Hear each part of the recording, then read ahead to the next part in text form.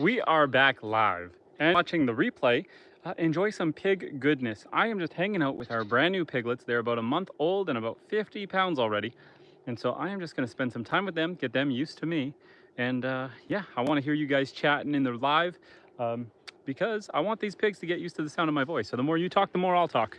Let us spin them around. One thing I got to do for these guys is I am going to hammer in this T-bar over here for their water dish so that they can't flip it.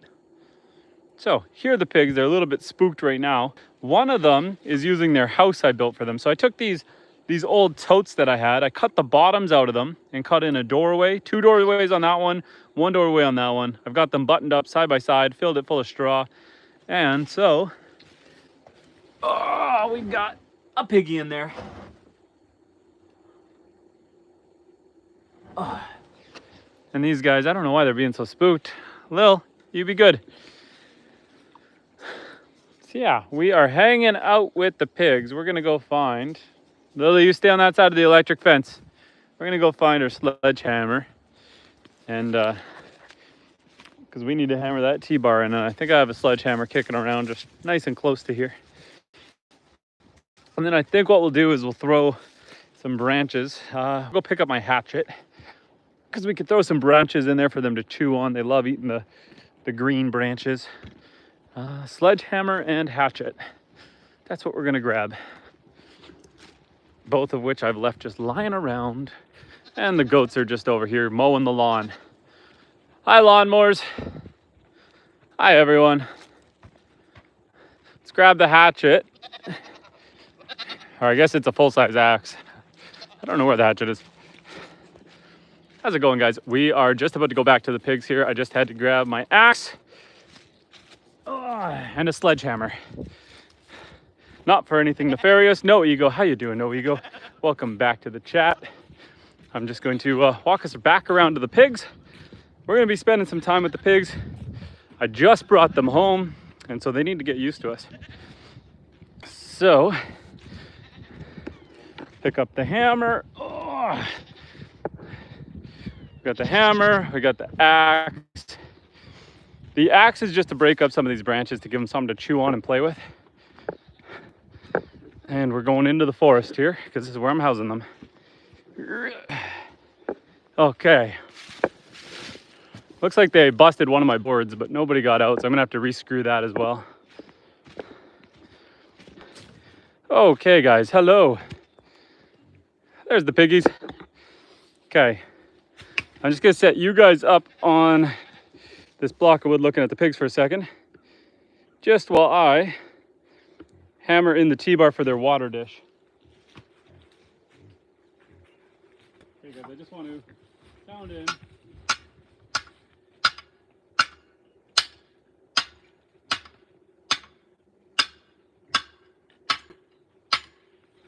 You know what? The T-bar is bending, which is fine. I think if I bend it, I can break it. If I break it, I can hit it better. That's good.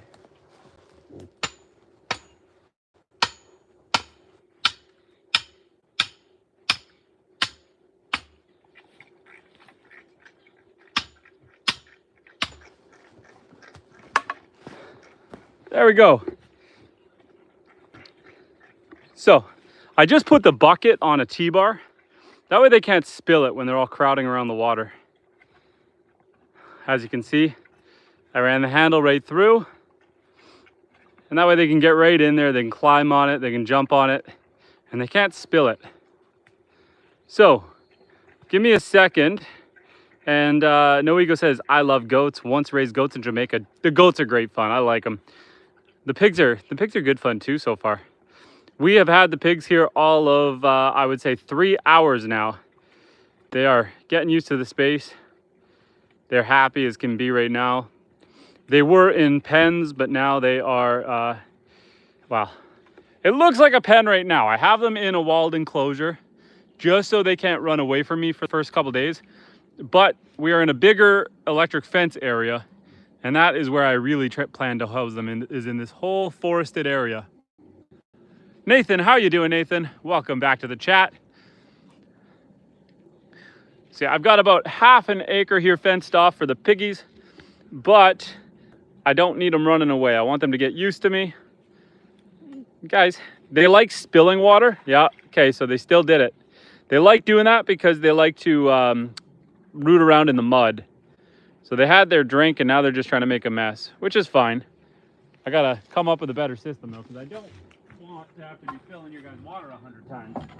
That is not what we want to do. And this bottom board needs to be rescrewed. So you guys, I'm gonna show you guys off to the pigs. How's it going, Ashley? Here's the pigs. I'm gonna leave you guys with the pigs for 1 second while I go grab my cordless drill to screw that bottom board in so they don't get away on me.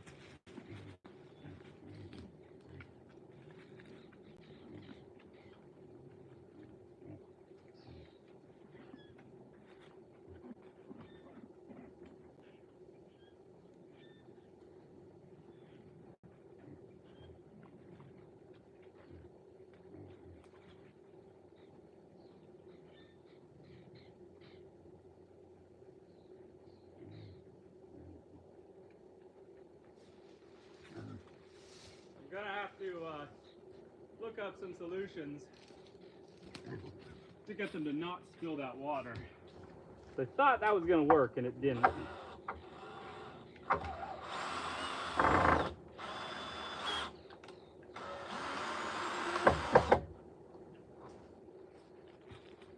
So anyway, yes, there's the pigs.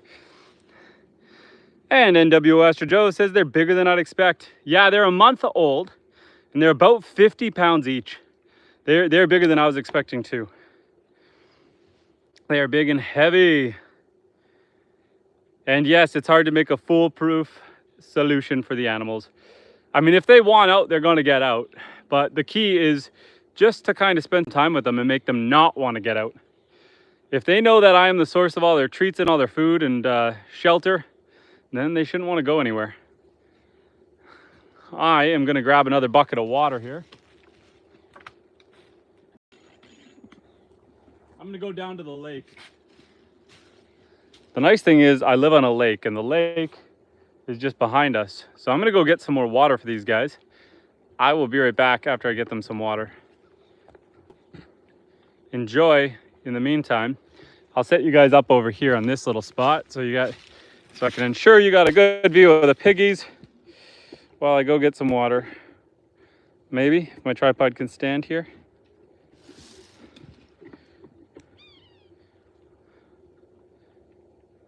Okay, I'm gonna be right back, just running down to the lake to go get some water for these guys. Okay, guys.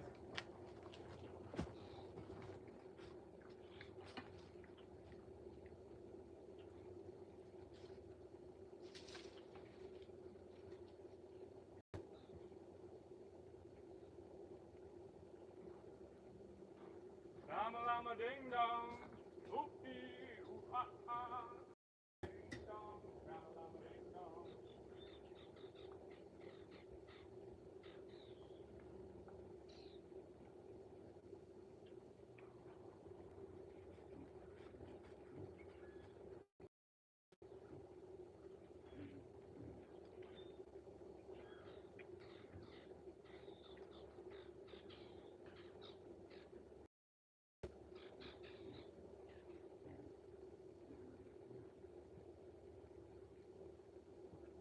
Llama llama ding dong.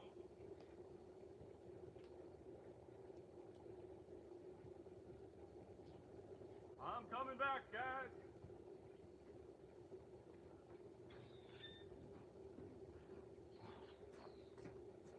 I'm almost back.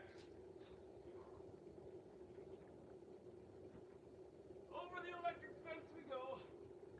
All right.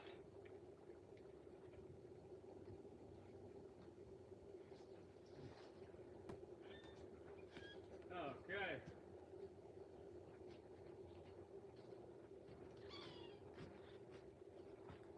And we're back. So, let's just move this branch out of the way. Try to set this up over top of the T-bar.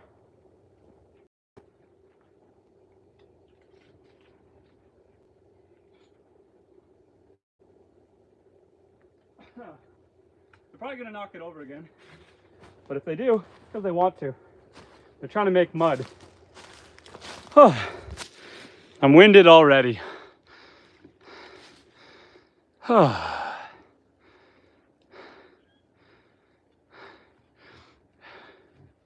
Let's see if he spills the water again.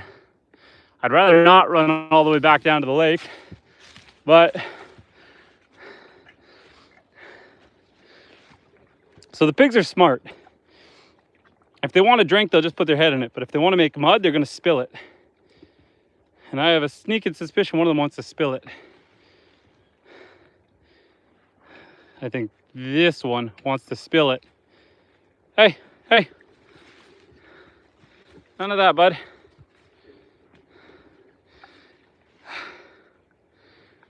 And Choco, your little brother, you are right. We have ourselves a little bit of a smorgasbord over here. Hey, hey, don't spill it again. Just drink it, just enjoy it, don't spill it. He sees the T-bar and he's thinking, what did you do? Why did you do that? I want to spill it, I want to make mud. I want to roll around in the mud. True Hefe says, nice burgers, brother, I'm proud of you. Burgers? I mean, it's more like bacon. I guess, yeah, you add pork to it. Pork and beef. Sure, why not? So these guys here, the plan, the goal, I've got electric fencing set up all the way around me, right behind here. I put them in this box. I just quickly threw this together because I was worried if they ran away, I'd never catch them. And so I want to get them used to me. They're also learning where their house is. So I built this out of just a couple totes. My goal is to rotate them through the forest here. And so once they get used to me and they get used to my presence and coming to me, then I can remove the wood, give them this whole area to roam around. And once they have made magic in here and rooted this whole area up and cleaned it up, then we are going to piggyback the electric fence. So I'll pick up everything behind here and jump it all forward. And we're just gonna keep rotating. So, yes, foretold, that's called keeping it PG. And they grow fast. Yeah, these guys are a month old and they're already 50 pounds. They are bigger than I thought they were gonna be. And Choco, yes, I live in Canada. We are in northern Canada. We are in the far north here. The snow just melted a couple weeks ago. The ice just opened up. Some of the lakes still have ice on it.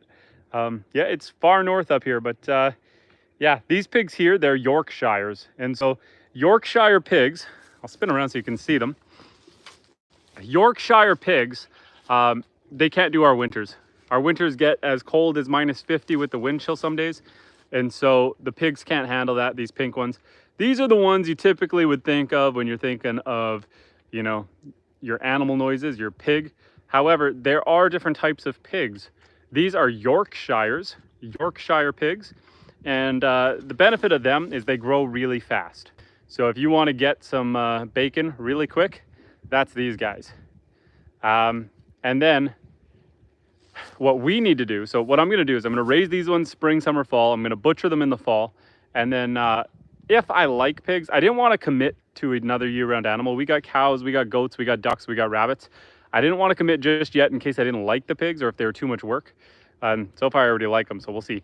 But what I want to do next year is maybe do year-round pigs and get some Berkshires. So like the Yorkshires, they get big, but they are full of hair. So they got black hair on them and they can handle our cold temperatures a lot better.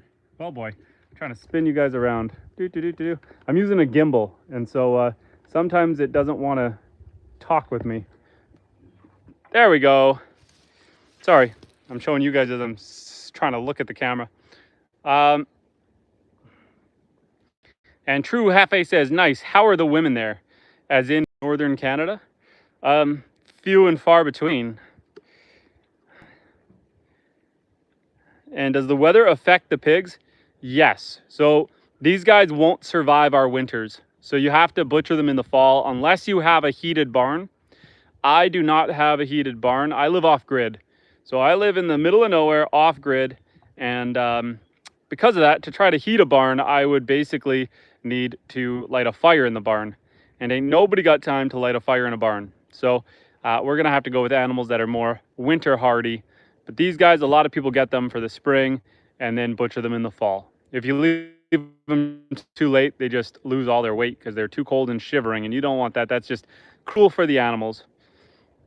So yeah, these guys though, they just came away from their mom today, and they're loving the freedom. They're rooting around immediately. Their instincts are coming in. Like, these guys have never spent a day out in the forest in their life. They've always been in a pen with their mom, and then just immediately come out here looking for bugs, digging around, rooting around, stirring up the ground. Just their natural instincts kick in right away. Here they are just rooting around. I put some food down on the ground. They're just looking for it there, eating it there. And yes, we're living the life. We are in the far north. The winters are tough, but I love it. We got ourselves a little bit of a spider, a little baby spider hanging out right there. It's tick season, which is awful. Spending my time out in the forest and you're getting ticks all over you, but it is what it is. The goal here, because they're really good at rooting around these tree bases, looking for bugs and food. These bigger trees, that should survive this. Smaller ones like that, that's gonna fall over, and then they'll probably eat it. They've already been working away at this log here. And so the goal is to have them come through this whole area, eat all this small stuff, tear it all down, flatten this all out. And over time, I'm gonna develop more pasture for my cows. And are there bears in that area? Yes, there are. However, you're right to ask. If you do forested pig, you got to watch out for bears. Bears love bacon, and these little guys would get gobbled up. However, my property is a peninsula. It's raining right now, actually, but out there past my tractor, oh boy, somewhere back there, that's a lake. And so I actually have water all the way around, only one way in, one way out. And I already have scoured the forest. I don't have any coyotes, wolves, or bear in there right now. It's 156 acres, and so I haven't seen any sign of those animals since the ice is gone. So the only way that the bears and wolves and stuff can come into the property is going to be from the north, and they really don't like coming from the north because that's where there's a train track and there's a highway, and then that's where I drive every day. Last fall I had one bear there, scared him away a couple times, and then he never came back. So yeah. And do you always carry a gun for protection? No, I don't, especially not when I'm live streaming. So I did once. I had a gun while I was on live stream because the coyotes were present, and I got banned. YouTube has a no gun policy on live streams, which makes sense. I understand. YouTube, you got me. I'm in your favor. I understand. I totally get why you don't want guns on a live stream. I just had it at my hip, but that was enough that they banned me from live streaming. I appealed it and they let me back. But now I just, I don't know. I guess if a coyote wants me, they're just gonna take my leg. We got no self-defense now. It is what it is. But like I said, I've already, no, they're gonna spill the water. They wanna make some mud. Hey, Baba G, you're gonna wanna drink that later, and I don't wanna keep going and get more. So don't spill it. So yeah, at this point, it's just if, hey, Porker, don't sneak out of there. And Chris says, bears don't like the smell of ammonia and bleach, but you need to carry protection. Yeah, my parents keep telling me about protection. I've got 5 boys. That's a dad joke. I do have 5 sons, though. That is true. And this broadcast is a challenge program aimed at blasphemy. What do you mean by that? What are we blaspheming, other than my hair's getting messy? What are we blaspheming, my friend? We are just hanging out with the pigs. And why don't they want guns on live stream? To explain it simply, I mean, it makes a lot of sense. Here, for those just joining in, I'll show the pigs in the background behind me here. So, a couple things. One, if I was doing a hunting live stream, if I did a hunting long form video, you have to search for that, and you're probably not going to get too offended by it because it's something you decided to watch. You had a little bit of a warning going into it. But these vertical live streams like this, you guys get fed in here from the shorts feed or just randomly scrolling. And so if I was hunting and you are someone who's sensitive to hunting and kill shots, and you tune in right at the moment that I shoot a deer, that can be traumatizing for some people, and I get that. I mean, I'm a hunter, but I understand not a lot of people aren't. So they don't want you having a gun for that reason. Then the other reason is they don't have control of what you're going to do on the gun. It might seem innocent and then turn very dark, and so you do not want that on a live stream. So yeah, no live streaming with guns. Instead, we just get our legs chewed off by coyotes. It is what it is. I do agree with them. I do. And True Happy says, 5 kids, you getting busy in the forest? Get a PlayStation, bro. That's just part of being off-grid. There's nothing to do up here. No, I had 4 of my kids while I lived in the city. And just my newest baby was born while we were out here. Noob says, PlayStation requires online connection now. Boo. Yeah, we're able to stream right now. This is from cellular. We're not even on our Starlink. Our Starlink is just a little too far. The router is out in the house and we're out in the forest. But thankfully, at the other side of the lake, I do have a cell tower. And so we are able to get some signal here and live stream with you guys. But yeah, like I said, the pigs seem super happy. They were in their new house. It's starting to rain a bit. They're exploring that area. I think they're going to enjoy it. The reason I use these totes, as ghetto as it looks, is one, we're in the forest, so nobody can see it. Oh, I didn't see what Steve said, but Steve got a timeout. Nope, what did Steve say to time him out? What did he deserve in nicer version? True Hafe says, nice living though, good for you, man. Thank you, I appreciate you, thanks. And everyone who's there, feel free to chat. I see there's a lot of you guys checking this out, seeing what we're doing. Join us in the conversation. I'm talking to everybody. If you guys want to talk, I want to talk to you guys. We're just hanging out with the pigs. This is their first time out of a pen. I picked them up from a farmer that was about 3 hours away from me. I live in the middle of nowhere. We're off grid. And so when you want to get animals like this, you got to drive from. But the transport went super well. I built a pallet box for them, put it in my enclosed trailer. And yeah, they were super comfy. I put some straw down on it and hauled them home, and then just brought them out here. The totes, like I said, they look ghetto, but I think it's a brilliant idea. I just decided I had these extra bladders because these totes normally come in metal cages, and I took the bladders out of the cages to use for firewood because they have a base, like a pallet type base. And so I load them full of firewood. They've got drainage in the bottom of them. They've got lots of airflow. They're a great way to store firewood and move them around the farm. But I had all these bladders left over that I didn't know what to do with. And so I thought, hey, they're light, they're waterproof, and I can move them around the forest. So as the pigs clear out the forest, as I let them out of here, I can just drag these along with me. And I have them tucked side by side like this. There is 2 doors in this one, the front door and then the side door, no doors on the other one. So if they're feeling hot, I can separate them on a hot day to let lots of airflow. And if it's kind of colder like tonight, I can shove them together like this, and that way they can have a nice warm spot. There's a bunch of straw in there. They've got to fluff it up a little better, but there's a bunch of straw in there for them to get warm and stay warm. Plus it's a spot for them to go snuggle. So it should be good. But yeah, so far so good with the pigs. I'm not getting too hands-on with them right now because, you know, they're kind of a little bit skittish, a little bit scared, but I want them to get used to me. I want them to get used to my presence. And so that is why we are hanging out with you guys. We are hanging out with the pigs. We're just letting them get used to this experience.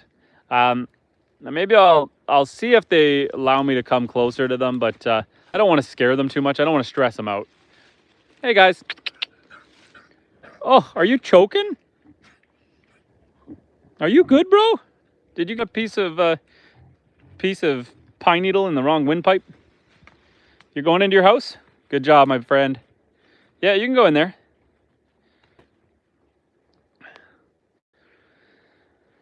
Hi, guys. You don't want me to get any closer? That's okay. I'll back off. I'll back off. So yeah, slowly just getting them used to me. The goal here is to get them out of this wooded area and into the main electric fence area. So I've got about half an acre electric fenced here, but these pigs have always lived in a small pen with their mom. Like, they're only a month old. They've never left their mom. And so I thought that if I dropped them off in the half an acre spot, I would never see them again or never catch them. And if they got out of the electric fence, we'd be waiting till the fall to hunt them. And I don't want to hunt my pigs. I'd rather them live a long and prosperous life, get nice and fat right here. So I'm probably going to give it at least a week in this smaller area. Again, this is still probably 6 times bigger than they're used to, but give them about a week in this area. Get them used to me. I'm going to bring them treats twice a day. Get the pigs nice and accustomed to my presence, my voice, my touch. Give them little pets and, you know, behind the ear scritches. This is kind of the same thing I do when I get new goats. I lock the goats in the barn and just spend lots of time with the goats, giving them lots of treats until they basically become dogs and they come when you call. So I'm hoping I can make the same thing happen with the goats here. Get them so used to me that they come when they see me, they come running over. Right now, they've only known me for all of 3 hours. And so they're still a little bit hesitant around me, a little bit spooked. They're not used to people. And so I don't really trust them in this bigger area. Not yet. My dog, I did let my dog in here with them, Lily, and she did really good with them. She just came in, sniffed them, got close to them, and then kind of left them. And now she sees them, they're not a threat, and she's ignoring them, which is good. Which is good. We definitely didn't want our dog to fight with them. Does anyone have any questions? What are you guys all up to on this lovely weekend? It was a long day to go get them. And the farmer who I got them from was a really nice guy. I went out to his farm. He invited me in for tea, and then all of a sudden, he's pulling out the homemade cheese and the dried pig bologna and some bison meat, and just treating me to all the hospitalities. He was a really nice guy. It was a lot of fun. It's always good, you know, meeting other farmers and seeing what their setups are like. This guy is a big commercial farm. He has a massive farm. He's got about 12 sows, so 12 mama pigs. Each one has between 10 and 20 babies at a time. So he's got 12 of them, but that's not his main thing. That's just like his little side project. His main thing is dairy cattle. So he has a whole army, I think 100 head of cattle, all dairy cows, and a whole milking operation. Yeah, it's a full-scale farm, whereas we are just a little off-grid hobby farm. Just hanging out with all the animals. The goats, I'm surprised the goats aren't coming in, but they don't like the electric fence, so they're staying away. My dog, I don't know, she's somewhere exploring in the woods. And my cow is out in the fields. She's loving the fresh grass. It's been a long winter of dry hay for her, so she's very happy to have some grass. And I threw these branches in here on purpose. You can see the pigs are chewing on branches right now. The pigs love eating pine needles and chewing on branches and just something to play with. So I threw these in here on purpose. I have a whole dead log over here for them to just chew on and on. Yeah, they're just having a jolly good time. There's nothing wrong with that. Like I said, this fenced area was a last minute, quick and dirty plan. And it seems to be keeping them in. Obviously, if they wanted out, they could get out. That's just the nature of it. Oh, I'm sorry, guys. Some of you guys have been talking and I didn't scroll down to see it. Penn Murray says, are they Yorkshires? You got it. These are Yorkshires. They are they're not good for the winters up here. The winters up here in the far north in Canada gets down to up to -50, down to -50. And these guys can't survive that. So I do plan to butcher all 4 of these little porkers in the fall. But till then, I'm going to give them the best life they could have had. And then if everything goes well with them and they do what I need them to do, and we, you know, I learn more about how to handle pigs, Then next year, I will get some year-round Berkshire pigs, which can handle the cold up here. And I will do the Berkshires and start breeding them. So as long as this goes smooth, that's what we'll do. I'll be honest.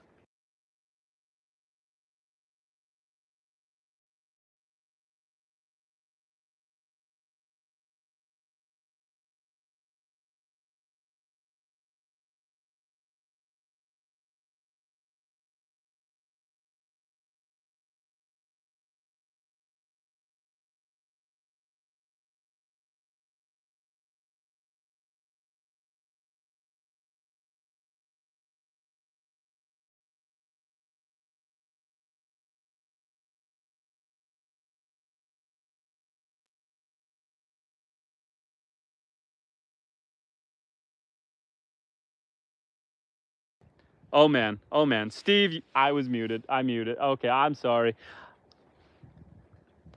You guys all missed my kerfluffle. I was being super melodramatic. I was giving the performance of a lifetime. I probably would have just won an Oscar, and I was muted. That is terrible. Thank you for letting me know that I muted myself. I am terrible for that. I honestly think on YouTube live streams there should be a big red flashing banner for those of us who are hosting the live stream to tell us when we're muted. On my end, right underneath the flip the screen around button is the mute button. And I always click it. I always fat finger it, and I never know until you guys tell me. And I appreciate that you guys always tell me. Yeah, I always accidentally click it. It would be nice if the mute button, when I clicked it, would give a little red flash or something just to tell me that I muted myself. Sometimes you want to do it on purpose. Other times you don't. And often you don't. And often I accidentally mute myself. What I was trying to say, I think, was that the pigs were chewing on my foot, which is a good thing because it means they're getting used to me already. They're not afraid of me. They're coming to check me out. They are curious. And yeah, then I dropped my drill and scared the heck out of them. Then my dog came running over. But yeah, so what I was saying earlier, I put these branches in here on purpose to give them something to chew on. I really am expecting the bacon, yes. I am expecting these little bacon bits to clear my forest for me. We're going to be grading them through this whole section. I actually have 156 acres. It's a peninsula. We are on the lake. And I have about 25 acres of field right now. And my goal is to rotate these guys along the field and then come back and rotate back. And over the next 5-10 years of doing this, I hope to turn my 25 acres into about 50 acres of field. We got lots of forest, which is awesome, but I could always use more field. So yeah, that's the plan. Rotate the pigs through the forest, just zigzag them back and forth, and we'll see how that goes. They are going to make quick work of this. They have only been in here for like 3 hours, and I mean, you could see the forest floor. This is what I put them in. I just dropped them in the forest floor like this, and already they have worked this whole corner. They've stirred it all up. They've eaten all the leaves out of that corner. I think it's going to be a matter of a couple days until this area is done. Where am I located? I am up here in northern Canada. I'm in the far north in Canada. A lot of our lakes still have ice on it. It's starting to go away. My lake opened up a couple days ago. Lee, hi bro, how you doing, Lee? I hope you are doing splendid. We are hanging out with the pigs, so I certainly am doing well. I'm not going to complain. I honestly didn't know if I was going to like the pigs this much, but they're a lot of fun. They're doing exactly what I wanted them to do. They're coming in here, they're rooting up the ground. They're super curious. They're not as skittish as I thought they'd be. It's going to take some time for them to get used to me. Like, you know, I got to kind of let it be on their terms. But yeah, it's going super well. I can't complain. Sorry, I'm just listening. I can't tell if I hear a truck coming down my driveway or not. I don't think so. I don't think so. Anyway. Yeah, the pigs are doing good. And Agitator is from the US of A.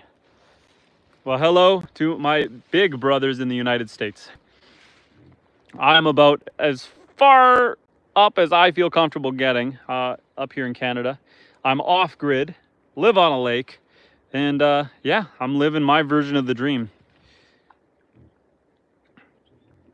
So, for anyone who's new, because I know as the stream goes on, people are coming and going. The pigs here, I put them in an area. This is about, I would say, 18 feet by 10 feet. So I put them in this area just to get them used to me, just to get them started. But we also have this electric fence right here. I ran this electric fence. I fenced in about a half an acre. And so my goal here is after I can trust the pigs, once I can rely on them to not just run away, I'm going to spend the next week just coming and bringing them treats multiple times a day. And once they get really used to me and they come running to me when they see me, then we can get rid of this fencing and let the pigs roam free. And then what we're going to do is we're going to continue to piggyback the electric fencing down my field. So I've got it about 45 feet wide right now by about 50 feet long. And then I'm just going to install more T-bars further down the field, run new electric fencing, usher them to the new area, and then hopscotch the electric fence down. Of course, I am also feeding them hog feed and getting them nice and big and getting all their protein in them. But I'm also allowing them to root and forage and just clean up this section of forest so that in 5-10 years from now, I will have doubled my pasture. The forest is great, but I really need more pasture. So that is one way to do it. Just play the long game and let the pigs do the work. Yeah, so also what I was saying, these guys are Yorkshire pigs, your typical pink pig. They do not do our winters well, so they're going to turn into food in the fall. I'm going to butcher them and eat them. And then if everything goes well and that whole, let them clear the land and them not run away plan works out nicely, then what I will do is next year I'll get some Berkshire pigs. Berkshire pigs are known for their winter hardiness, and they can survive my winters. And so then I'll look towards maybe breeding Berkshires. I would like to get into breeding them. I currently breed my goats, ducks, rabbits, and cows. So I would like to also do pigs. But I kind of have a philosophy out here. I don't want to take on more than I can chew. So I didn't want to jump straight into breeding pigs. So what we're going to do is test the pigs this year. If everything goes smooth, next year we'll get into breeding pigs. And we'll probably get 2 sows and 1 male, and then we can breed them. And Kimmel Jr. says, do you sell them or eat them? So these ones we're going to eat. I'm going to give 1 to my parents, 1 to my in-laws, and then 2 for myself, my family. I have 5 growing boys, so we need to eat lots of meat. But then when I'm breeding them, we'll probably only keep about I don't know, probably 3, maybe 4 for ourselves, and then we will sell the rest. The problem is where I live, there's not enough people, not really a market for it. So I gotta drive fairly far to bring them to an abattoir for resale. But yeah, that's probably what we'll end up doing. Breed them, sell any of the surplus, and then keep the rest for ourselves. Also where I live, it's a pretty tight, small community. And so what a lot of us do is we trade farm animals amongst each other. And so what ends up happening is if I've got surplus pigs from different mothers, maybe a male and a female, and I know someone else who wants to get into it, then I would trade them that. Maybe in exchange, I would get some goats or just some feed. And we do a lot of barter and trade. It's a really nice community that way. It's a lot of fun. And will that be enough bacon for the 5 boys? I have no idea. I just didn't want to bite off more than I could chew. With the land I have, I mean, I could have got 100 piglets, but the more animals, the more work. I still have the goats, the cows, the ducks, the rabbits. And so I don't want to take on more than I can handle. Yeah, just so I can be a responsible homesteader here. And are they usually this size or they grow bigger? So these guys are about 50 pounds. They are only a month old. By the time I bring them to like, well, I'm going to butcher them myself, but by the time I butcher them, I expect them to be around 250 to 300 pounds. These guys get big fast. These guys, their mom was around 700 pounds. So the mom was around 700. They will just keep growing if you let them keep growing, especially if they're in captivity, because they don't have to work for their food. So they will just keep getting bigger and bigger. And what about chickens? I don't have any chickens yet. Right now we're just doing ducks, but I do see myself one day getting chickens. I'm kind of building Noah's Ark out here. I'm doing a little bit of everything. So we got rabbits, we got ducks, we've got cows, we've got now pigs, and then we've got the goats. And then probably down the road, we'll probably look towards maybe chickens, maybe turkeys. What else can we do out here? Maybe sheep, a little bit of everything. So it's kind of the Noah's Arks of homesteads. I know my wife wants a donkey. We've talked about horses, but I don't want to do horses. Horses will be last, because horses, it's not like we're going to put the horses to work. I have machines and equipment to drag logs out of the bush. I don't need to work the horses. So the horses will be purely for pleasure, for riding and having fun. And right now, I'm just trying to set ourselves up with animals that provide food for the homestead. So, you know, I don't know, but I think it's a little frowned upon to eat horse. You guys tell me. Where you guys live, are you allowed to eat horses? I guess probably not. So yeah, no horses yet. The donkey would only be for protection.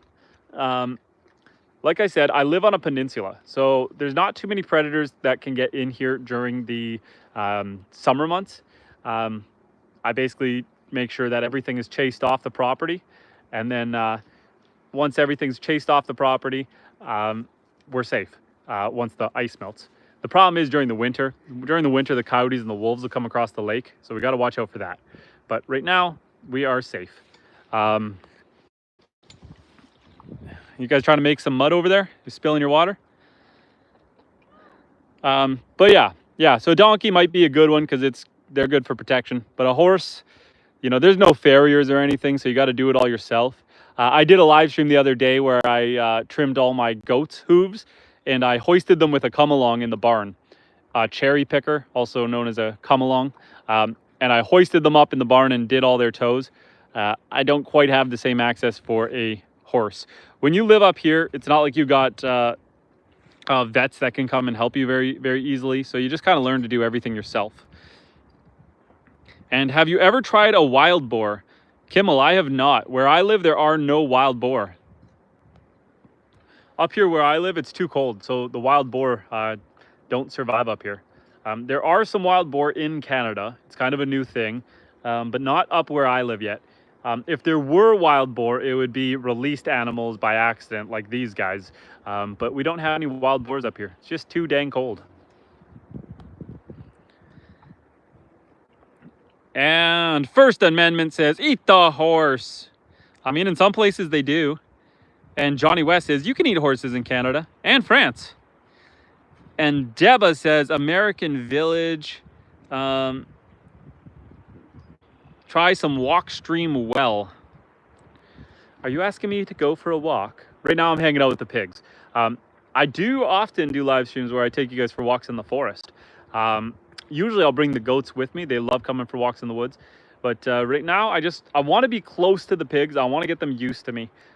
These pigs, I brought them home today. I've only been with them for like coming on 4 hours. And I just really need to make sure that these pigs are used to me and will come around me, especially if they ever get out. I don't want them to get loose. I have one dog. I had two, but we lost our one dog in the fall. And so for now, we just have one dog, Lily. She is a 1.5 years old. She is a yellow lab golden retriever. She's getting along great with the pigs. I don't know where she is right now. She basically came in, played with the pigs for a little bit, and then took off.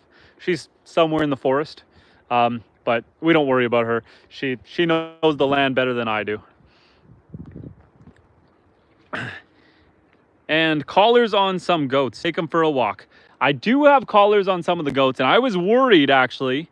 I was worried that I was going to accidentally get them hurt by having the collars on them, because I thought that if they got their horns in each other's collars, or they got hung up on some barbed wire or something, that it could hurt them. But then I gave the collars a pull, and they pop right off. So I don't think they can actually get hurt. The collars don't stay on that well. So I think we're good. But it's cute, and it does give me something to grab on. I don't like grabbing the goats straight by the horns. I feel like that could hurt them. So I like having the collars just so I can grab a hold of them and guide them where I need them. Especially when I'm putting them on the milking stand, it just gives me something to grab onto. And hanging out with the pigs. See, look at this guy. He's just chewing on my feet.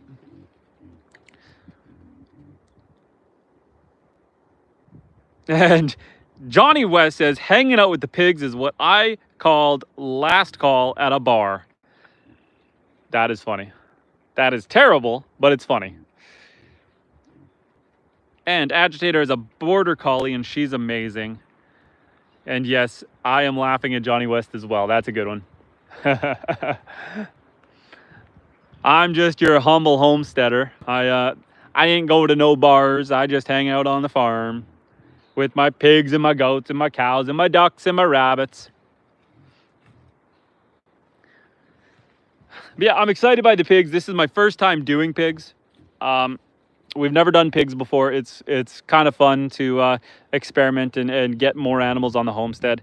I already like them. They're already fitting in really well. Oh boy, that one got the zoomies.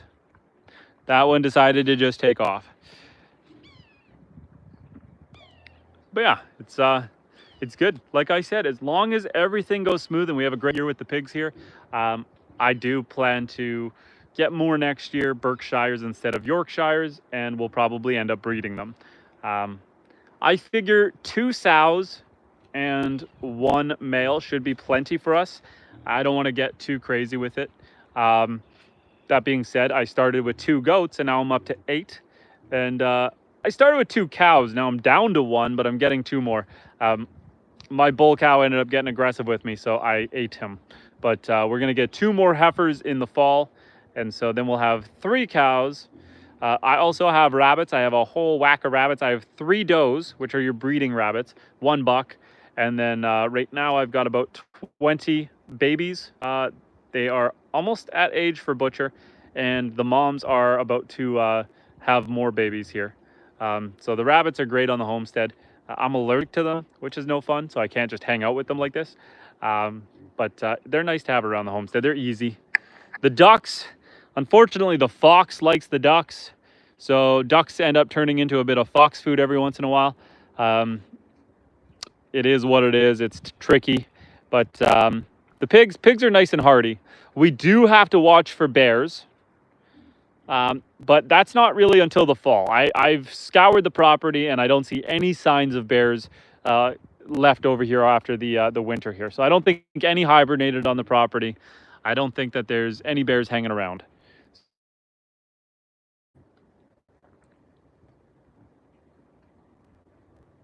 And Johnny, at least you're keeping it appropriate, my man. I appreciate you. I appreciate you.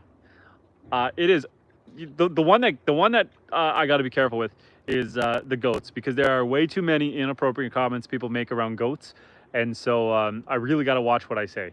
The pigs, yeah, I mean, any animal, man, anything you say can be spun around, but I appreciate you not doing it. You didn't take your shot. You lined up the shot, but you didn't pull the trigger. So thank you.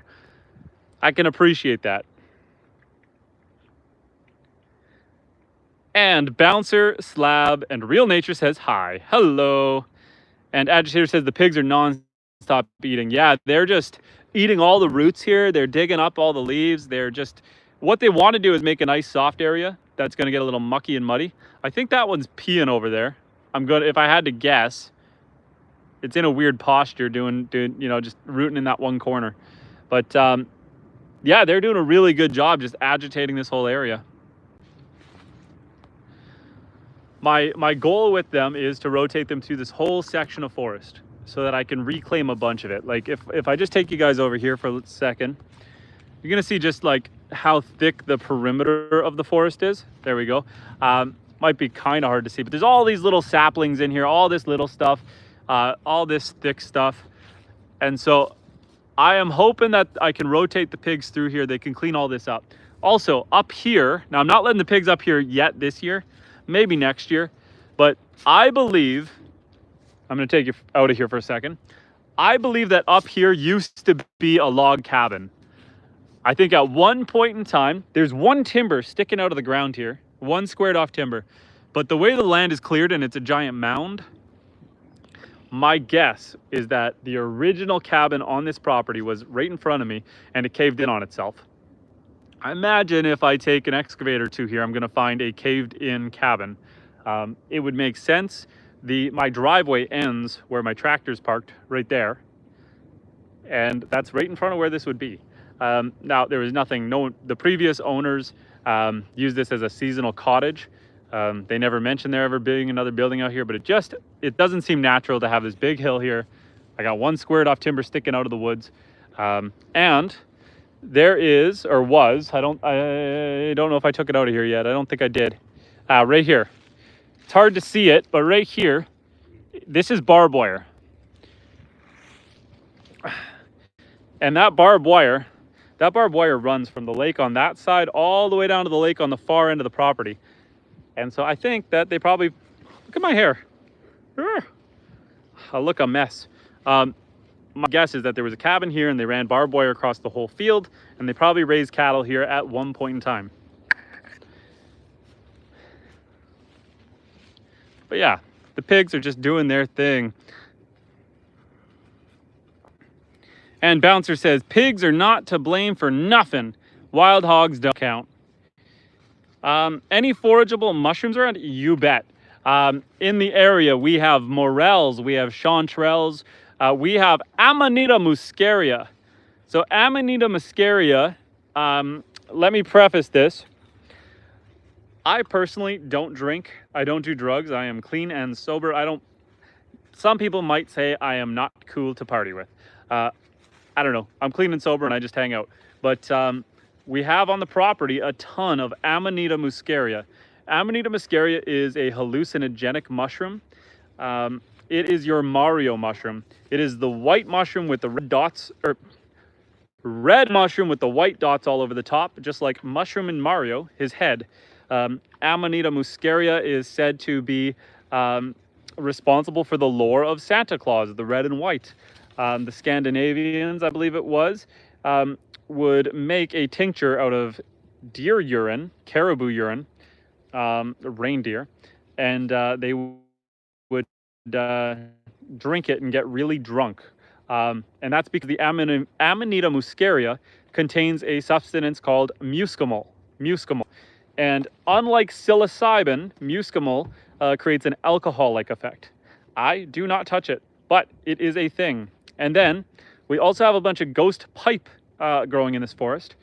Ghost pipe, it's said to be a medicinal flower. It's not actually a mushroom, but it's said to be a medicinal flower. I've tried it. I've made a bunch of tinctures out of it. I have a few long-form videos about it. It's supposed to be a pain reliever or a pain dissociator.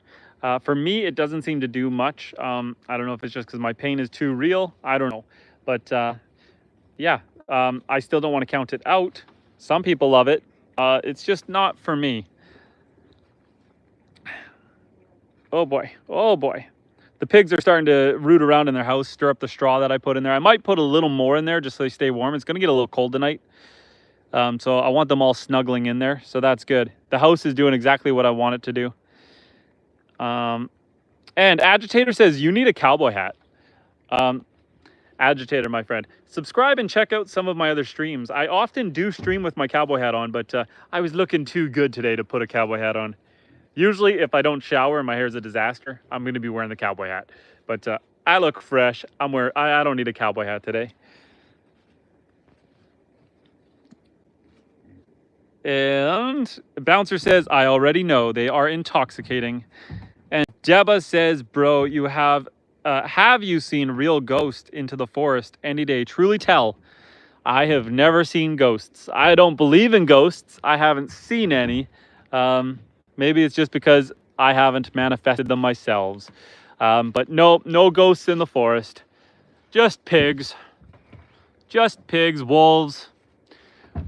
We've got wolves, coyotes, fox, marten, fishers. We got a dog. We've got weasels. We've got sometimes bears.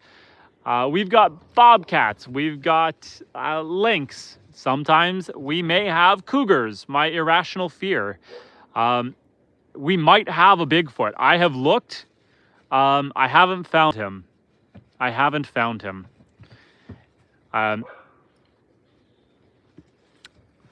But yes, as far as I'm aware, no Bigfoot. But don't tell my wife, because one time I had to poop real bad and I pooped in the forest and my wife thought it was Bigfoot and I didn't have the heart to tell her that it was human. And yeah, so as far as she knows, there's a Bigfoot in the woods.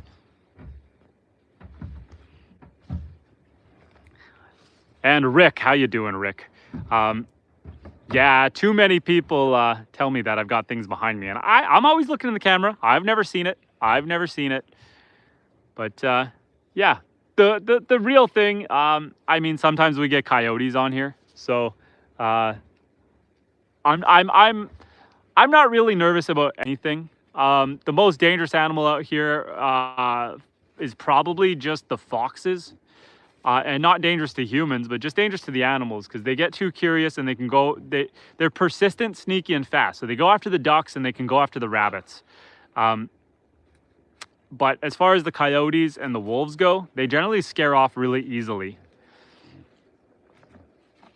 And Agitator, thank you for the subscribe. And Bouncer says, Sasquatch kind of run these mountains of central Pennsylvania. Nothing else compares. Agitator asked about rattlesnakes. We don't have any rattlesnakes. The only two snakes we have up here are garter snakes and king snakes. But both of them are not venomous. They're not poisonous. Hey, don't eat the 2x4. Don't eat the 2x4. So that's the one benefit. That's a benefit to being super cold out here. Because our winters are so long and so cold, venomous snakes and venomous spiders don't survive up here. So yes, we have to put up with like a good 4 months of -30 or colder weather, 6 months of winter.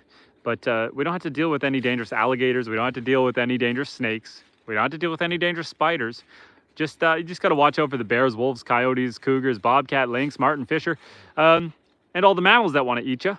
Maybe Sasquatch, maybe Bigfoot. Is Sasquatch the same as Bigfoot? Are we talking two different things? The abominable monster, maybe.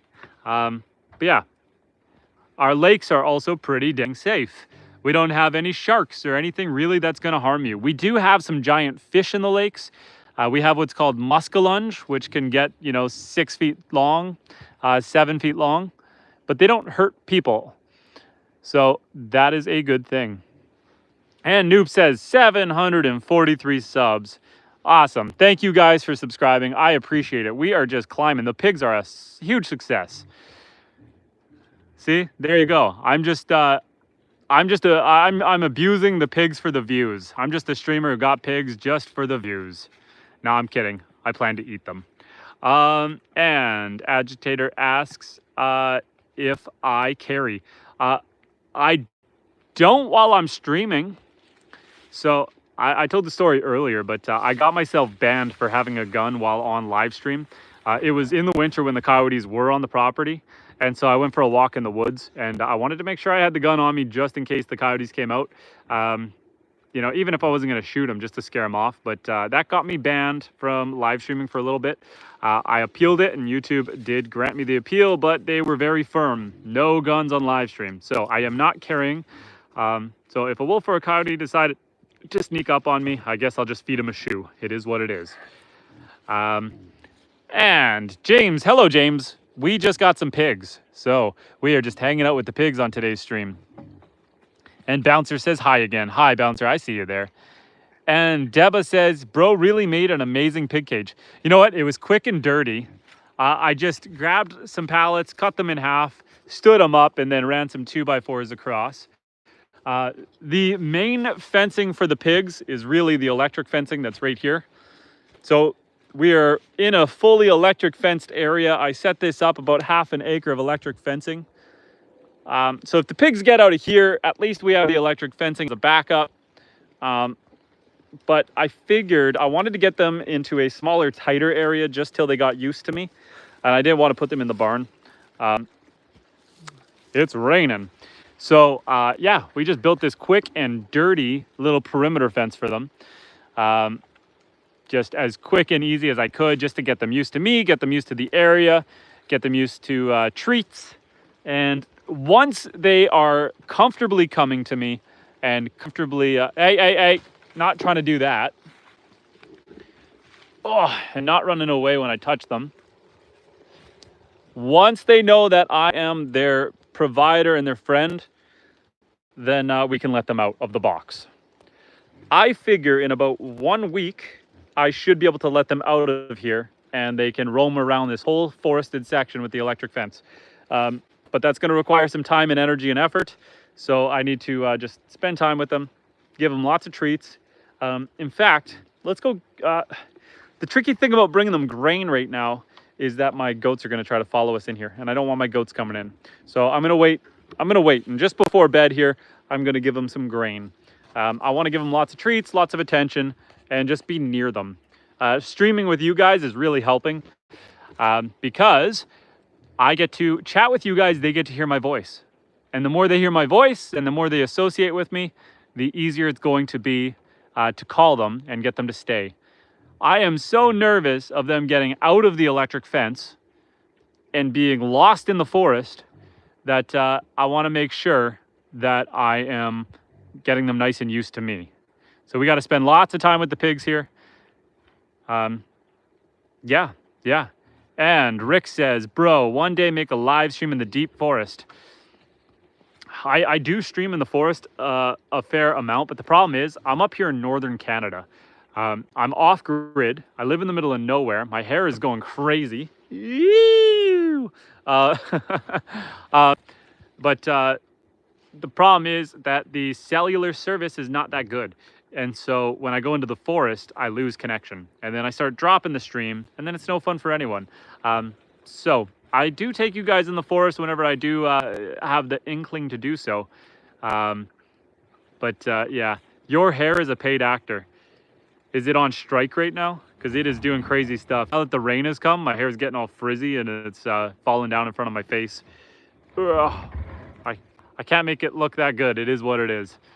But yeah, so the pigs, I'm liking that they are going into the house. They are experimenting with that area. So this is good. This is exactly what I built it for. That's what I was hoping they would do. This is working out super well.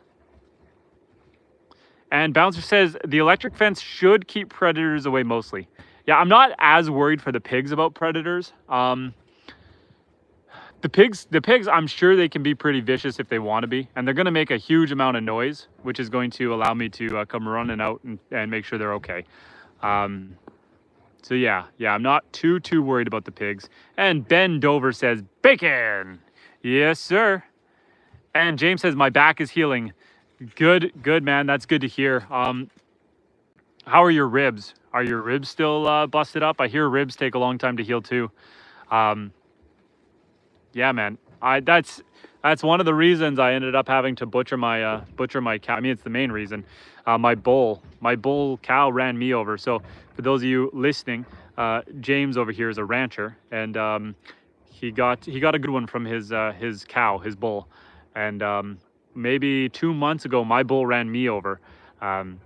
He charged me from across the field and hit me and threw me about 4 or 5 feet, and then turned around and charged me again. I managed to get out of the way the next time, but while I was lying on the ground, I couldn't help but think if he did that to my wife, who was 8 months pregnant, we probably would have lost the baby. And so sure as can be, 2 days later, he was dead at the butcher. I just couldn't have a cow that was willing to take a run. And it wasn't just playing, like he took a run at me. He was slowly getting worse and worse. And we're too small scale to deal with that. And even someone large scale like James, it happens. You can get seriously hurt. So you got to be careful around big animals. And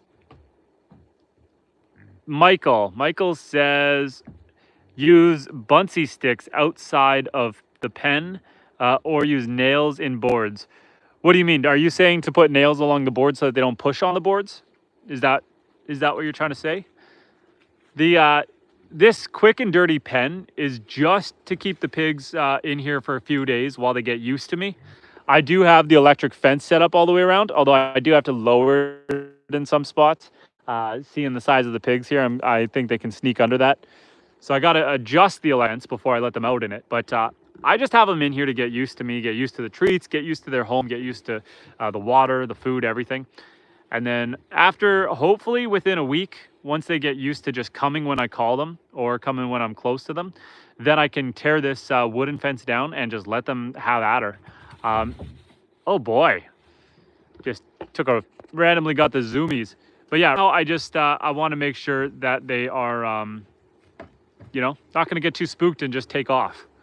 I do not want to go looking for pigs in the forest. I think it'll be a bugger to try to catch them.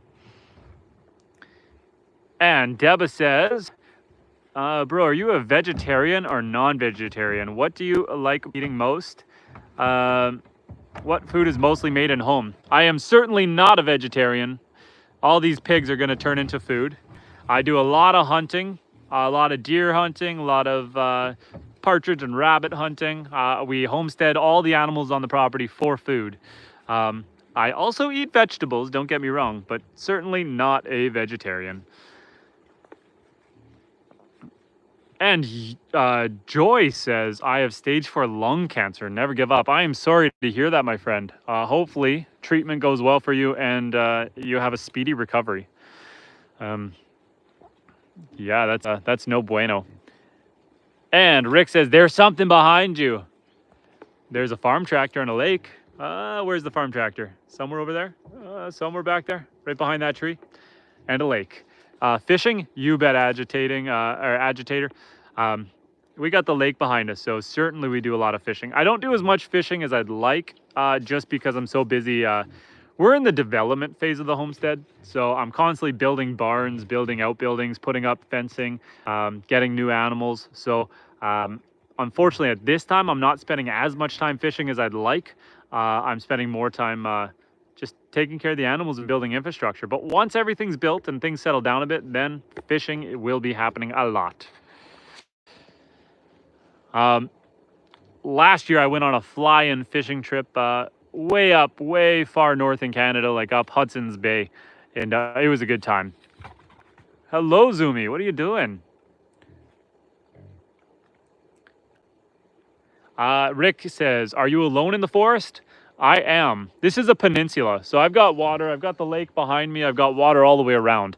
There's only one way in and out of the property, and yeah, that's my driveway in, so I know that I am alone out here. This is my safe place. And Joy says, God bless you and yours. Thank you. You as well, my friend. And James says, my youngest grandson is crying because he makes a shot that saved my life. He is never going to forget that. That's incredible that he managed to do that. I could not imagine I also wouldn't trust my 7-year-old with a gun, but I couldn't imagine, you know, the stress of that situation. But I'm glad to hear you're feeling better and you're starting to recover. I'm sure it'll be a long journey, and you know, things never are the same after you break your back. I would know, but yeah. Ben says, I got to pre-read it to make sure there's no traps in here.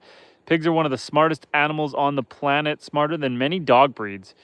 It's crazy that they go feral over 2 to 3 generations in the wild. It just shows the intelligence of this amazing animal. Derico, welcome back, Derico. These are the pigs I was talking about in previous streams. We finally picked them up. Yeah, the pigs are super smart. I hear that they are basically equivalent to that of like a 3-year-old.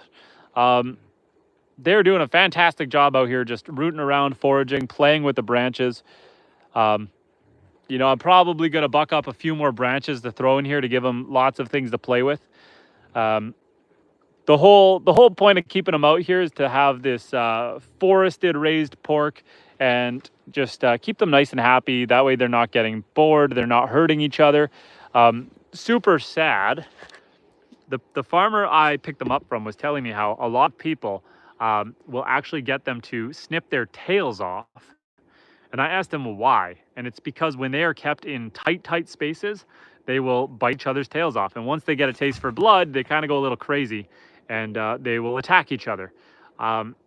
So That's pretty mean though. That means that these pigs are in really tight spaces. I have them in this roughly 18-foot by 10-foot box right now, but only for a few days to get them. And even this is like 3 times bigger, 4 times bigger than usually they have. But the only reason I have them in this box for now is to get them used to me so that I can let them out in the electric fence area and give them half an acre to roam around. And then my plan is to continue rotating them through the forest, half an acre at a time.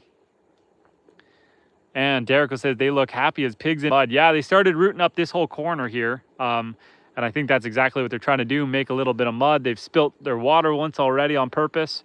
They flipped their water upside down just to give them some softer, wet soil. Yeah, they seem super happy, super chill. I'm impressed with it so far. And James keeps telling his grandson that he saved his life. Yes, that is good. That is awesome. I'm glad to hear that that went smooth. And yeah, I mean, as long as it's framed in the right light, he's never gonna forget that, and he's the hero. He took care of you. That's what you want.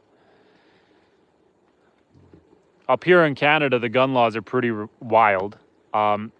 My guns have to be locked in a safe, trigger locked, the ammo stored separately. And so even if a wolf was chewing on my leg, my kid couldn't get my guns, couldn't get the keys to the safe, couldn't get the ammo to the thing and come and save me. Up here in Canada, it's do or die, but they do not like guns in Canada. We aren't quite the same as the States in that regard.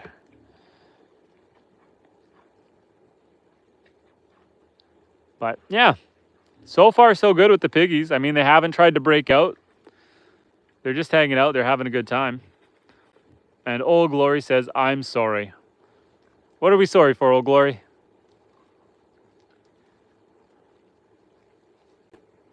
I think, well, I don't know. I think what we're going to do is we're going to take a little walk around, and we're going to tighten up the fence a little bit.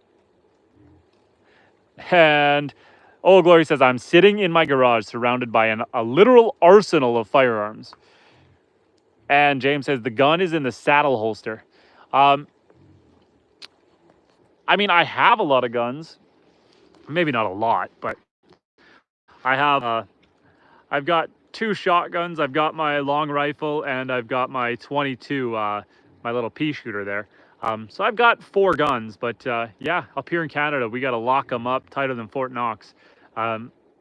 Which on one hand I understand, on the other hand I live in the middle of nowhere, and you know, having some self-protection would be nice.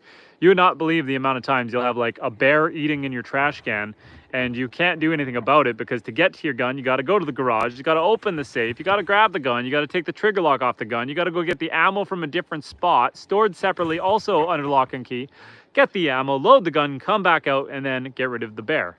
Not that easy. Not that easy. So instead you just yell really loud and hope they run away. It is what it is. I actually know a guy who went to jail up here in Canada because he had a gun in his small middle of nowhere off-grid cabin like mine, but he had the gun in the house, not locked up. And the cops decided to investigate his cabin, do a random check, saw the gun, and he lost his guns and went to jail. He ended up spending, I think, like 3 years in court fighting it, and eventually got off. But yeah, Canada's a whole different animal when it comes to authority. And Christopher asks, they gonna eat those pigs? Yes, we are.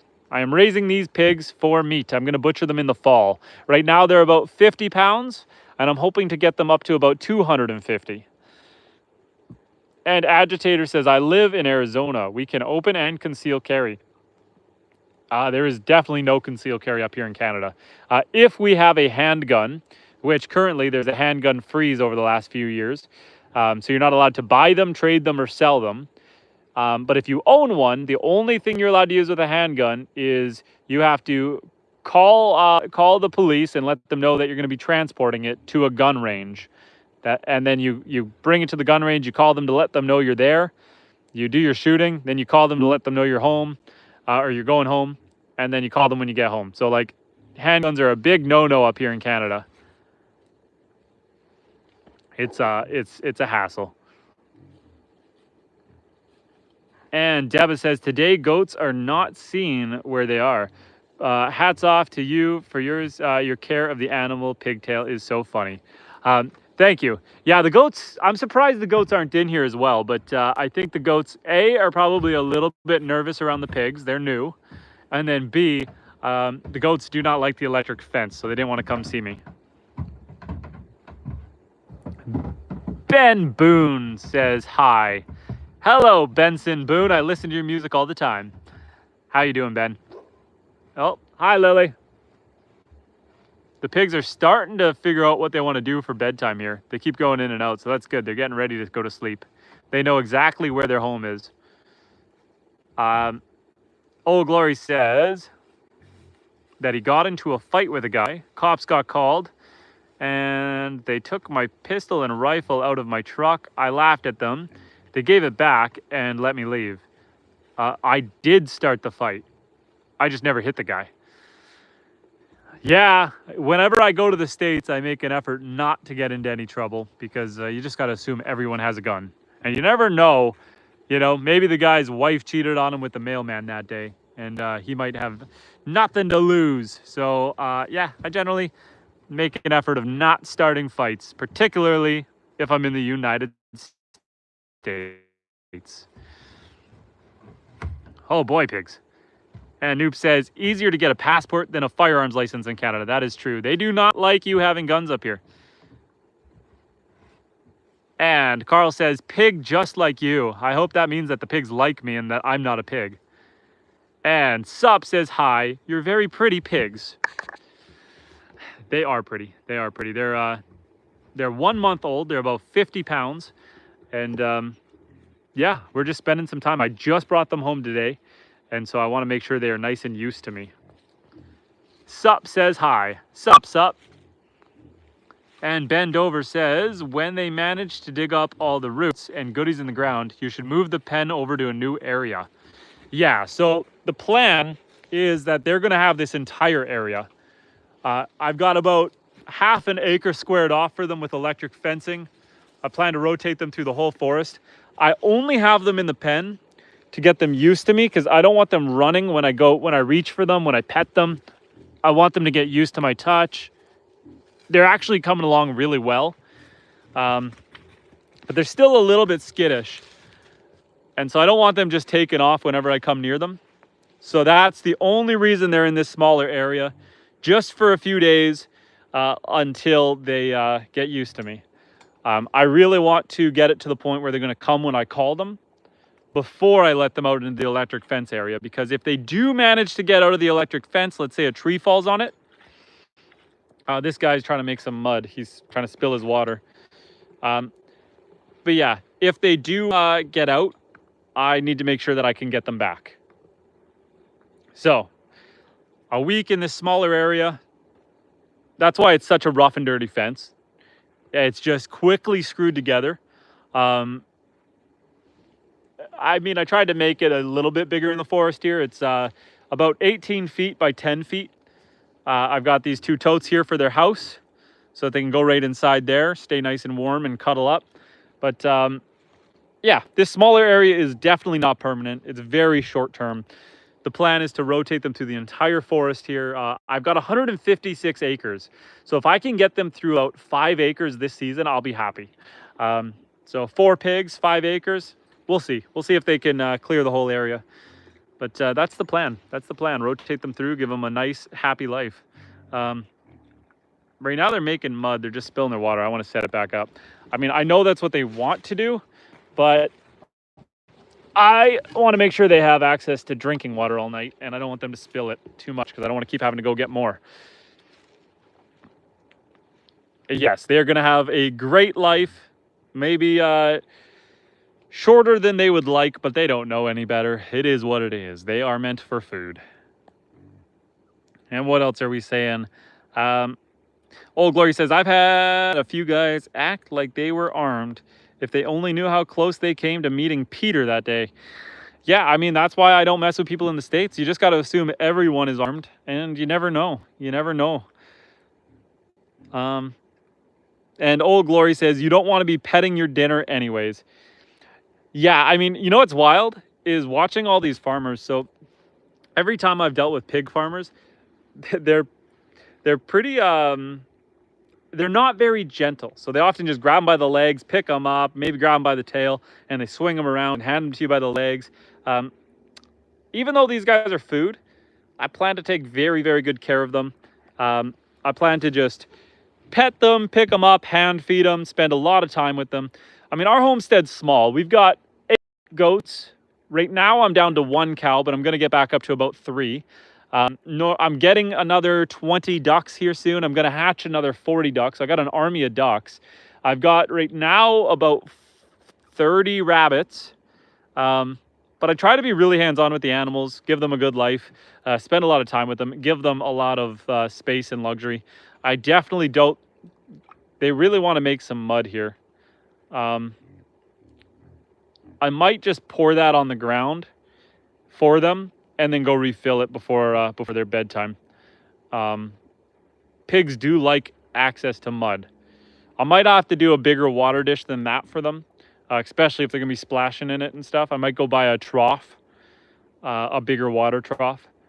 We'll see. We'll see. But yeah, I do not name them though. I don't name the animals that I'm gonna eat because I'm not a maniac.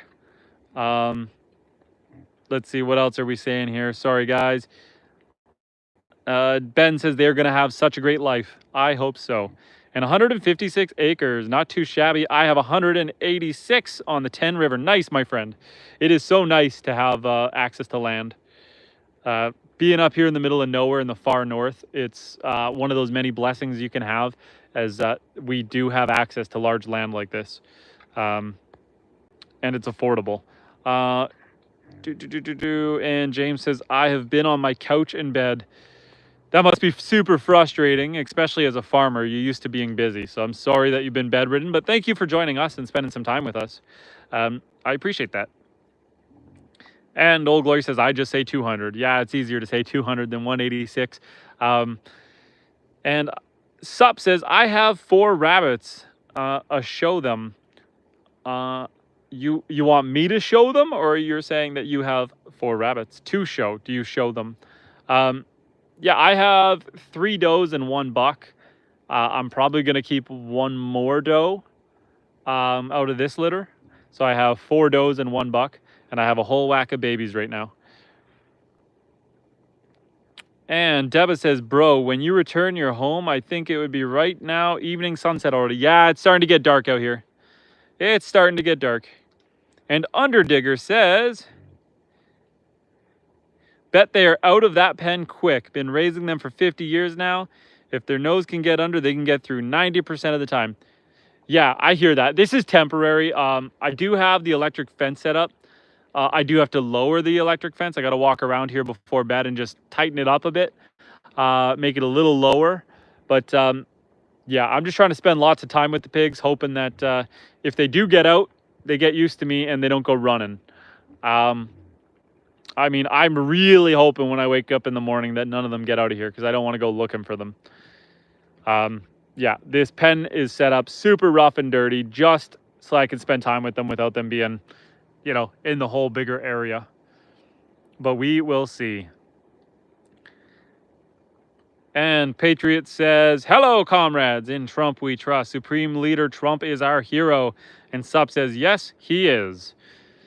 I don't have any feeling towards Trump one way or the other. I think he has the potential to be good for the United States, probably not great for Canada, but that's his job. His job is not really to care about anyone else except for his country. So hopefully everything works out for you guys, whether you like him or not.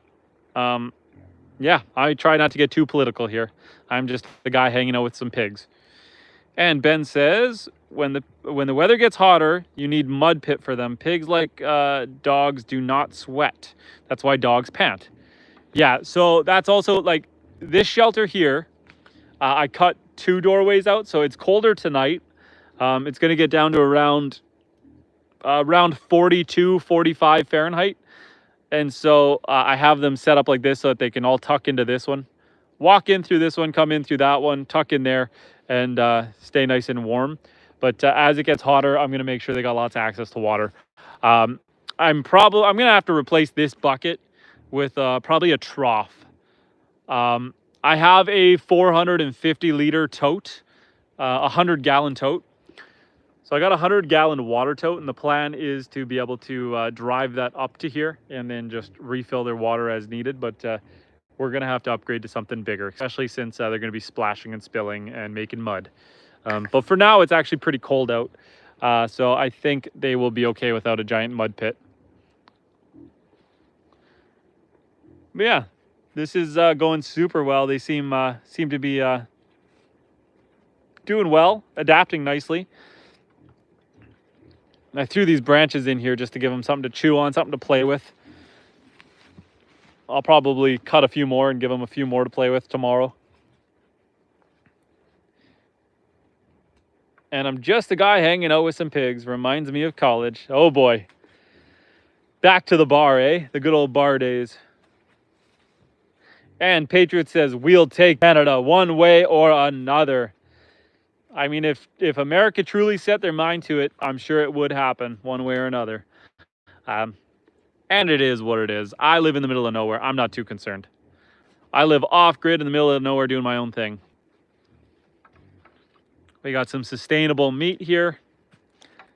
We got the ducks, we got the rabbits, we got the goats, we got the pigs, we got the cows. We got hunting and fishing. The perks of the country life.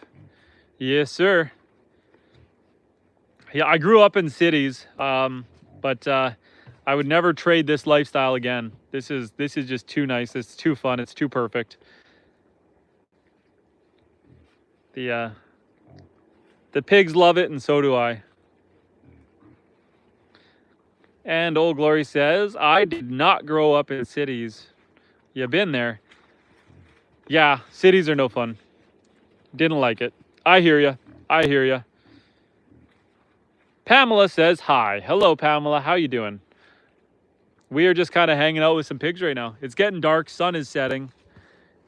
It's 8:42 p.m. up here. And Agitator says, it was nice meeting you. I'm going to have bacon and eggs for dinner later. Take care, Agitator. Thanks for joining us. Thanks for sticking around. Thanks for chatting.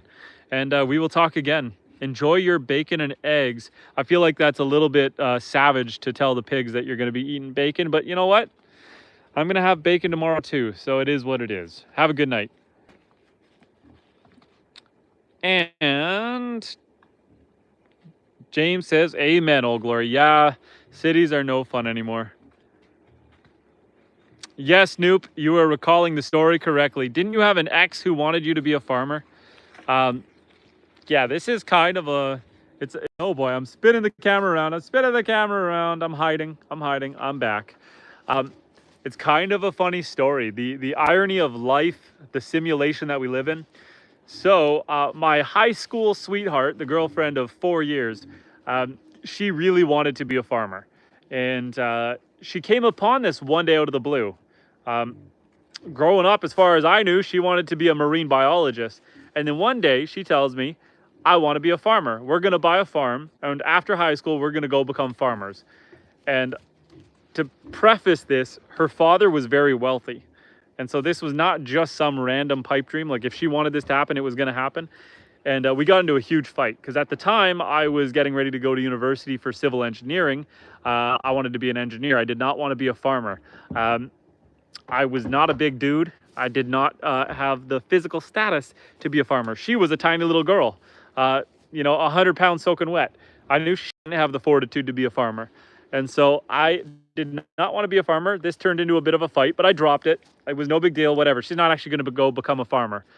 About 3 weeks later, she tells me, guess what? My dad just bought us a farm. We're going to move and become farmers after high school. Needless to say, that relationship ended shortly after. Now, the irony in that is I had absolutely zero desire to be a farmer. I wanted nothing to do with that. And fast forward 15 years later, here I am with cows, ducks, goats, rabbits, pigs, living that farm life.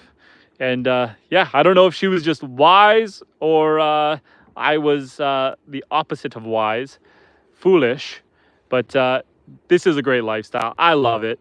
But this is not something you can be forced into. This is definitely something you have to choose. Don't pressure your loved ones into it. If you've got a girlfriend, a boyfriend, a wife, a husband, and you want to get into this lifestyle, you both have to come to it because it is a ton of work for both people. When my back throws out, my wife has to take over.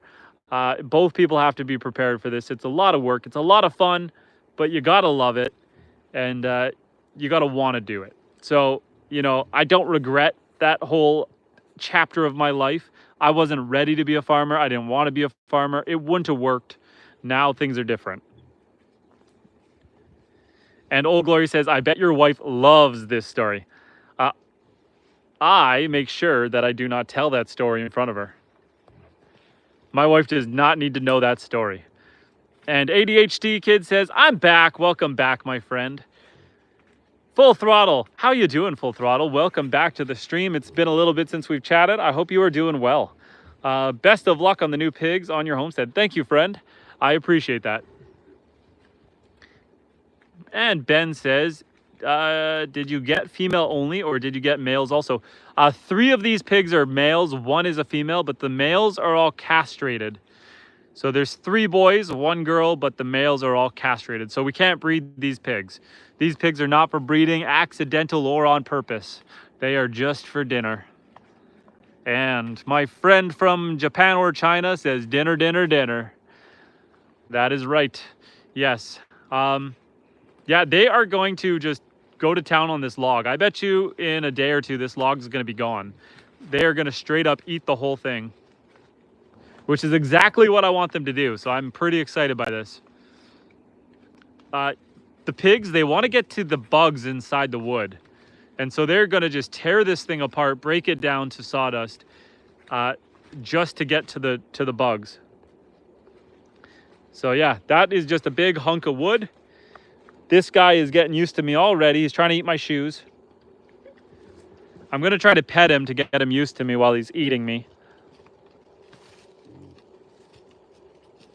It's okay. That's just a hand. Just a hand.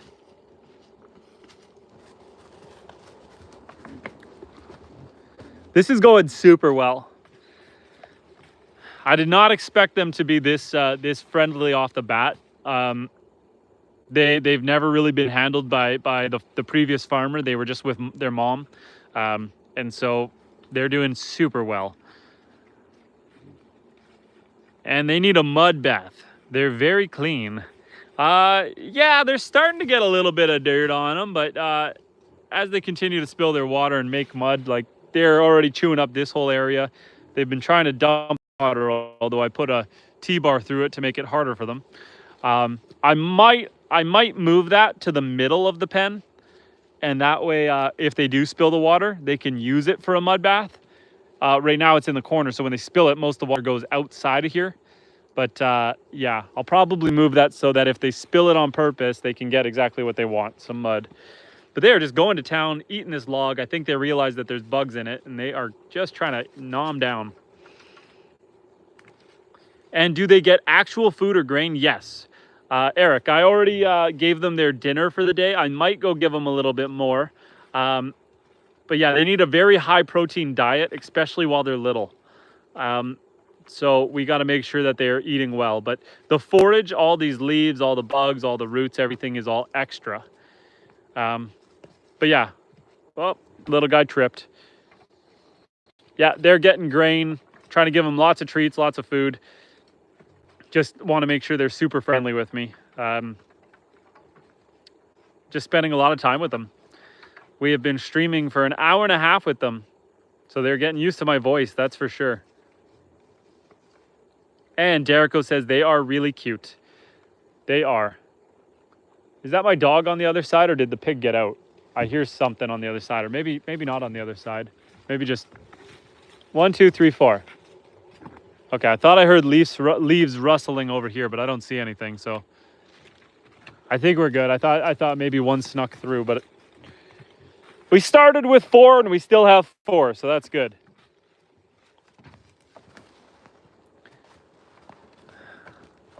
Kathy, how you doing, Kathy? We are hanging out with my pigs. I just got these pigs today. This pen, this area, it looks rough and dirty. It is not their full-time home.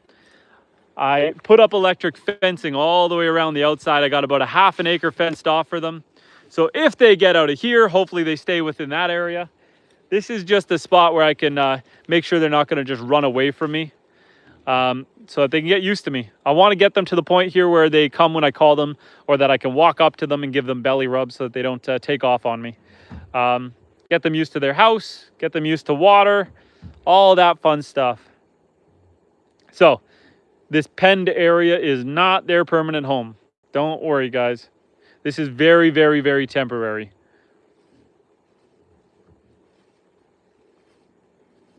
And Eric says, nice. That's good to hear. That at least give them a good life while they're alive. It looks good. Yeah, we're going to make sure we take care of them. We're going to spend lots of time with them. I did hear some rustling in the bush. Lily. Hi, Lily. Lily knows that there's an electric fence there, so she doesn't want to come over. She doesn't know how to get in. She's like, if I go up the hill, maybe I can jump over the fence. Lily, you just stay over there, okay? She's really good with them so far.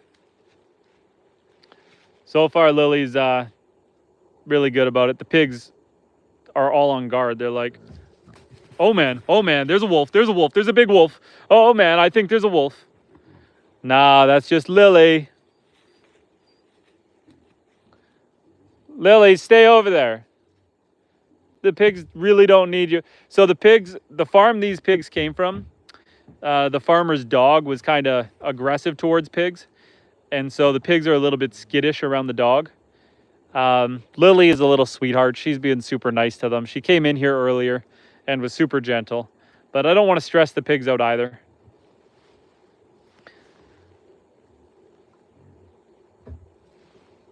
And James says, just wait until piglets grew up.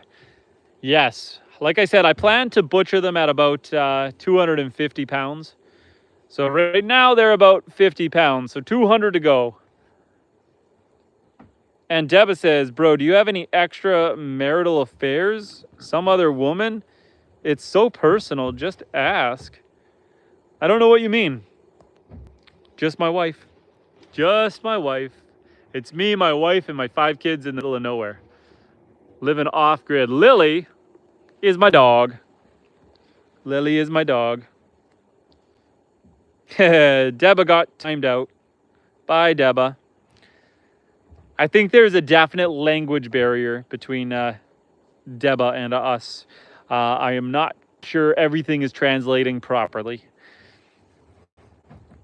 And Gary says, I love bacon for breakfast. Those pigs look delicious. That is the plan in about, what would I say, 6 months? About 6 months' time, these guys should be up to 250 or so pounds, and they will become dinner. But for now, we're going to take good care of them, spend a lot of time with them, and get them used to us, make sure they're not too skittish. I'm just going to stand here and let them root around at this log. I don't want to scare them away. And Ben says, pigs choose a specific spot for number 2. Remember to place food and water away from that spot while in the pen. You might have to move the water bucket and food when you notice the dumpster. Thank you. Yes, I heard that they are pretty clean, actually. They get a bad rap. So like a lot of farm animals, people will give them a bad rap saying that they stink, they're smelly, they're this, they're that. They do have a bit of a smell, that's true, but they're actually a pretty clean animal. They're going to pick a spot where they're going to poop, and they're going to go to that spot like a litter box to poop every time. So it gives you an easier spot to shovel it out, get it out of the pen. And that's a good call to keep the food and water away from that area.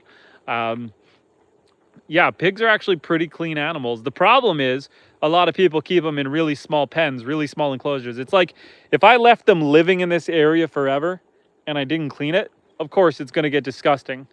But if I keep the area clean and I keep the pigs moving around, that's really a non-issue. that's why they give themselves mud baths, is A, to cool down, give them some sunscreen, and they wash in it. You know, it flakes off of them and they, you know, look clean and pretty. Yeah, yeah. So far, so good with the pigs. I'm super happy with them. We'll see if tomorrow morning they're not in the enclosure and I got to go looking for them.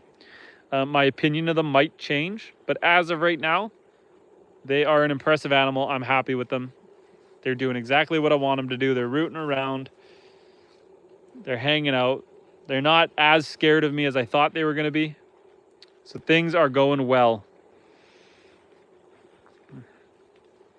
And on that note, guys, we just passed the 100-minute mark of this stream. I am going to call it a night. It is getting dark out here. And as you can see, it's getting really dark. I want to turn the brightness up. I want to get these guys some grain. And so I keep bouncing in and out of Wi-Fi. I might be lagging on you guys by doing that. I'm going to come across to the other side. But I want to take a quick walk around. Maybe I'll keep you guys live for a second. I'm going to walk around the electric fence here. I'm going to leave the pigs. I'm going to get them some grain, and then we're going to call it a night. So let me walk the perimeter, check the electric fence, lower it, and I'll take you guys for a little walk, and then we're going to call it a night. So we got about, I don't know, 10 more minutes. I got to find a stump here to put my axe down. This should do. I don't think that's going anywhere. Put my T-bar and my sledgehammer down. Bear with me.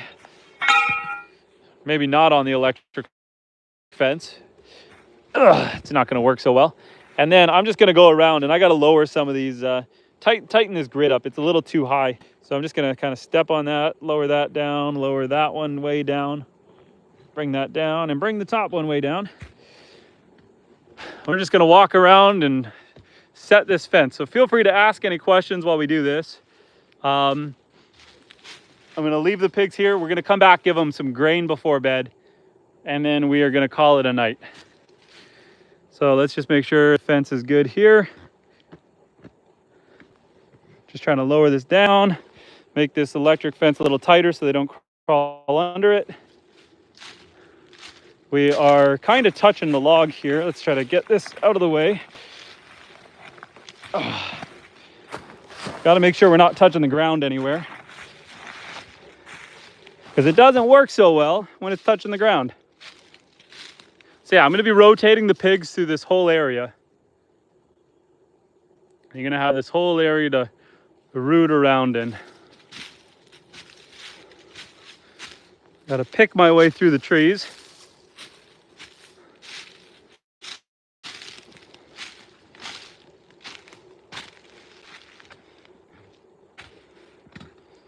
Lower that. Are we touching here? No, we're not touching there. The electric fence is live, but I'm wearing my steel toes, so I'm kind of insulated.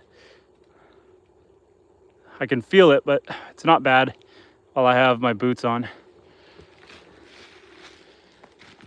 I'm just gonna follow through. Like I said, they're gonna have a very large area to roam around in.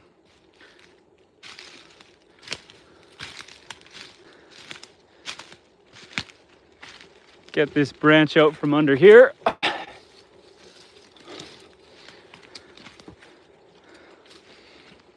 My one concern is that I'm using the temporary electric fence wire, and I worry if they take a run at it, they'll break it. So that's the main reason. That's the main reason that I ended up building that little wooden box, was just to make sure they weren't gonna break through this.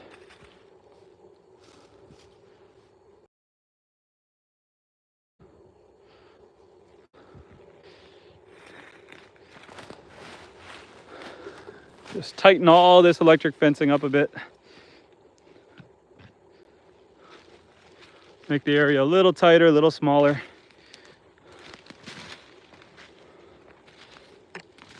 We're coming out into one of the trail areas.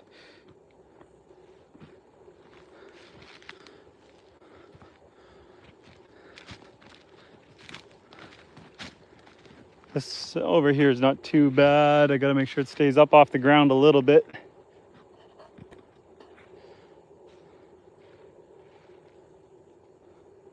What do I... Oh, maybe it was nothing. Something jumped behind me, but I don't see anything. Ben says, I hope the pigs are safe from the wolves in the area. They are some clever buggers. As far as I can tell, I've got no wolves on the property right now. No wolves, no coyotes, and no bears. So I am hoping that we are good. This area over here I shoveled off. Just above the ground here. Just above the ground. I should be okay. I might have to raise it up just a little bit on this side. Now the pigs could sneak under that, so I'm gonna have to do something there because I don't want the pigs getting under that bigger gap right there. Gotta put one more bar in tomorrow to pull that down. Here's the lake, there's Lily.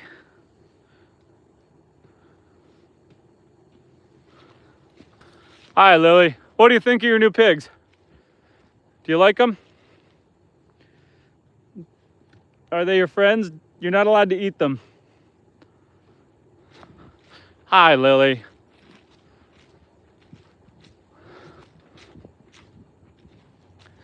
Hi Lily.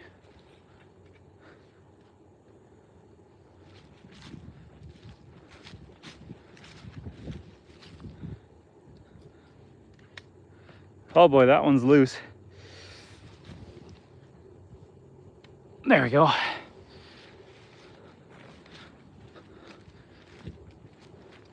So yeah, just going around adjusting the height of these because I realize I put them at about 6 inches apart, but I realized that the pigs can still sneak under that. 6 inches is too high. I don't trust the internet on that one. Do.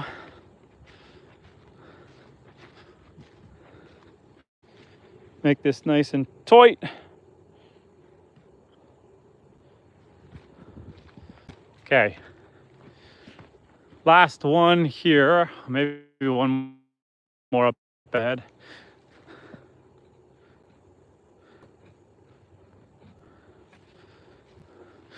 Lower this bottom wire down a bit. Okay. I think we're good there. I can't go too much lower than that. I'll be touching the ground. Let's check on the pigs again. I think they're chill right now though. They're just chilling. Hi, pigs.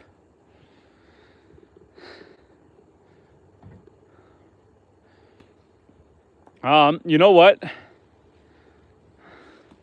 I'm just gonna adjust the house here a little bit, but I might not bring them treats tonight because they seem like they're settling down for the night. I'm just gonna adjust this, guys. Don't freak. I just want to tighten this up for you. Okay, they're settled in for the night, and so I don't think I'm gonna bring them any treats tonight. They went into the house. They're doing exactly what I want them to do. They're hanging out in there. I'm not gonna like close it up or board it up. Maybe I should. I'm not going to. We're gonna leave them in there, let them have a good night. They're just trying to get comfy. And we're gonna call it a night here. The pigs look happy. I'll come check on them in maybe an hour or so. But otherwise, oh, Noob says the stream is gone potato quality. That is probably just because I went in and out of the bush or close to the Wi-Fi and back out. DJ says bacon. Yes, the pigs are doing well. They are hanging out. Looks like they're getting comfy, picking their spots for the night, figuring out where they want to sleep. So we are going to end the stream. We're going to let the pigs do their thing. I'm going to come check on them in about an hour. And if everything's all good, I'm going to leave them for the night. And yeah, I'll come take care of them in the morning. I hope you guys have yourselves a wonderful night. Thank you guys all for chatting with me. Thanks for joining on the stream. Thanks for sticking around. I appreciate you guys. You are all the best. Thank you. and I hope you guys have a good night. Take care. God bless everyone. Have a good night.